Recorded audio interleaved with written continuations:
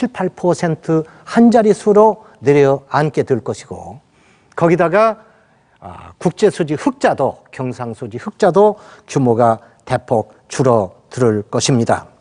특히 할 만한 사항은 이런 속에서 양극화 현상과 고용 없는 성장으로 인한 소위 빈곤화 성장 문제는 특단의 조치가 없는 한 새해에 더 깊어질 공산이 크다, 이렇게 말씀을 드릴 수가 있습니다. 이런 상황을 놓고 볼 때 새해 우리 경제가 해결해야 할 일은 무엇인가? 여러 가지가 있습니다. 그러나 가장 기본이 되는 두 가지만 제가 여러분께 말씀을 드리자면, 첫 번째는 양극화와 고용 없는 성장으로 인한 빈곤화 성장 구조를 고치는 일이다. 이것을 고쳐서 민생을 안정시키는 일을 해야 된다. 두 번째로는 지속적 성장을 추구해서 복지사회를 건설을 해야 된다. 그런데 이 두 가지 과제가 서로 상충합니다. 다시 말씀드리면 빈곤화 성장 문제를 해결하자고 하면 복지 수준을 늘릴 수밖에 없고, 그렇게 하다 보면 경제 성장은 오히려 떨어질 수밖에 없습니다. 그 경제 성장을 더 높이려고 우리가 노력을 하면은 많은 돈을 복지 쪽에 쓸 수가 없기 때문에 빈곤화 성장 문제를 해결하기가 어려운 이런 상호 충돌되는 두 가지 과제에 당면하고 있다. 이러한 상충되는 두 가지 과제를 어떻게 조화 있게 달성할 것인가, 이런 문제가 새해 우리 경제의 최대의 과제이고, 이것을 어떻게 할 것인가 하는 구체적인 문제에 대해서 지금부터 여러분께 말씀을 드리겠습니다. 먼저 양극화와 고용 없는 성장으로 인한 빈곤화 성장 문제를 어떻게 해결할 거냐, 구체적으로 이걸 위해서 우리가 어떻게 할 것이냐 하는 문제입니다. 여러분, 이 문제는 대단히 어려운 문제입니다. 그리고 우리나라의 사회 안정 여부가 여기서 결판이 납니다. 국민 통합의 성공 여부가 바로 이 문제로 결판이 납니다.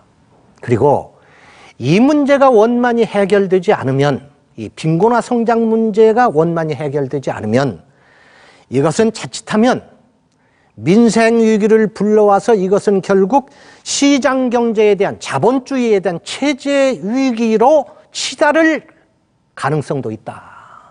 자유무역에 대해서 반대하는 여론이 나올 수도 있다. 이건 벌써 나오고 있습니다.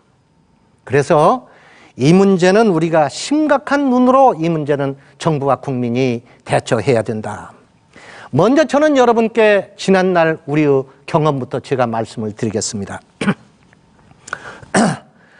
지난 노무현 정부는 틀림없는 친서민 정부입니다. 그런데 노무현 대통령은 배를 서민들이 사는 동쪽으로 열심히 저어갔지만, 양극화와 고용 없는 성장, 부동산 투기의 역풍에 밀려서 배는 부유층과 대기업이 사는 서쪽으로 가버린 거예요. 이러한 사실을 우리 정부와 국민은 깊이 깨달아야 합니다. 왜 그렇게 될 수밖에 없었는가? 이건 현재도 진행형이다. 이건 지나간 이야기가 아닙니다. 이명박 정부는 친기업 정책입니다. 정확히 말하면 친대기업 정책입니다. 이렇게 대기업을 뒷받침하고 이렇게 감세를 해주고 이렇게 환율도 높여주고 금리도 내려주면 대기업들이 이익을 가지고 투자를 할 거다, 이런 겁니다. 아시겠습니까? 투자를 할 거다. 제가 어제도 설명을 했죠. 투자를 할 거다.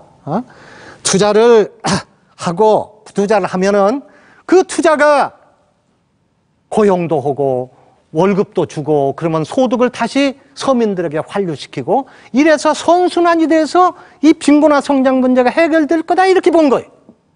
그런데 그렇게 해주었지만 대기업은 투자를 안 했습니다. 이 문제를 해결할 정도로 투자를 안